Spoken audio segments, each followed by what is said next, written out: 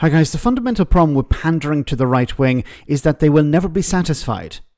Since the Tories' toxic policies to discourage people from coming to Britain to work and study were first announced, immigration has come down. The NHS and social care still struggle to find staff from overseas, and universities have explained that they will have to lay off staff and cut costs as they can no longer rely on revenue from students from abroad. Net migration is down 20%. Visa applications fell by 43% in 2024. This is due to stricter conditions and higher salary thresholds. This is severely damaging the economy. And what's the message from right-wing commentators? It's still too high. What don't they get? What don't they get? This country has had enough with this uncontrolled immigration. Okay, what does he mean by that? Uncontrolled immigration. We keep hearing this term, but I've yet to hear anyone actually explain what it means. Uncontrolled immigration. Because obviously what I was talking about was people arriving with a visa, a work visa or a student visa. Nick Ferrari here is talking about small boats. But how is that uncontrolled immigration? When somebody arrives in the country, they put in an asylum claim. It's processed. If they're successful, they move on to refugee status.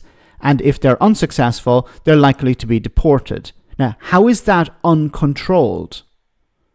Where is the lack of control? See, commentators like Nick Ferrari put out these comments and don't explain to the listeners what he actually means by that. It's uncontrolled. It's as if there's people are just flowing in and moving directly from France or wherever into society, and there's no checks or balances, there's no control. They're just ending up, somewhere unknown. No, there is a process. If they claim asylum, there's a process that begins. Is it staffed enough? No, it's not. Is it resourced enough? Of course not. Because of his friends, the Tories, they decided we're not going to process claims. So we're just going to let people lie and rot, figuratively speaking, in ex-hotels because we don't care about processing the claims. But once again, if you're going to put out terms like uncontrolled immigration, you're going to have to explain what that means. Otherwise, you're just helping people like Nigel Farage. You're using his language when actual immigration numbers are coming down. It doesn't matter whether it's called the Brexit Party, UKIP or now Reform. Consistently they do well in local elections, by-elections. Governments of both colours say, yes, we've got the message, we're listening. Sir Keir Starmer saying we're going further and faster last week. Well, that's my analogy again. If you're going the wrong way in the M1, I'll tell you what, darling. Let's go. I'm going to up the speed and go even further the wrong way up the M1. Are you nuts? If they vote UKIP, they vote Brexit, they vote Reform. People have had enough. And not enough is being done. March this year, Minister for Border Security and Asylum, God knows what she does all day, Dame Angela Eagle telling a panel of MPs she couldn't put a date on when the use of asylum and hotels might end. So let's blame the Conservatives again then.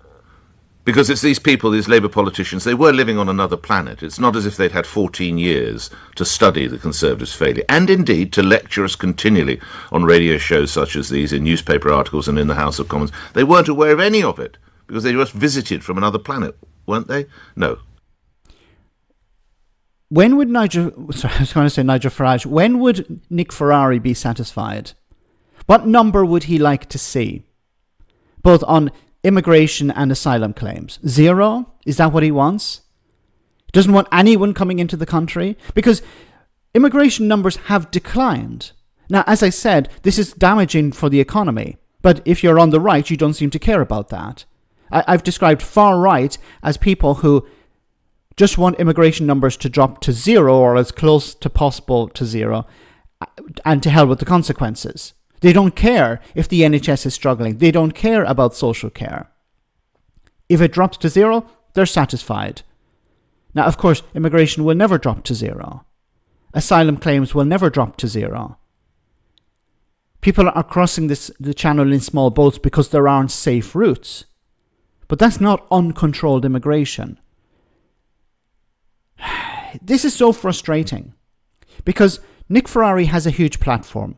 He's paid a lot of money and a lot of people listen to him. And instead of actually informing his listeners and explaining to them that there isn't uncontrolled immigration and that actual immigration numbers are coming down, fewer visa applications are going in, instead of explaining that to his listeners and saying, look, there isn't a problem, he's doubling down on, oh my goodness, the country is out of control. No wonder people are voting for Nigel Farage and reform, because there's uncontrolled immigration, because the whole thing has collapsed, because government ministers are doing nothing about asylum claims or doing nothing about hotels.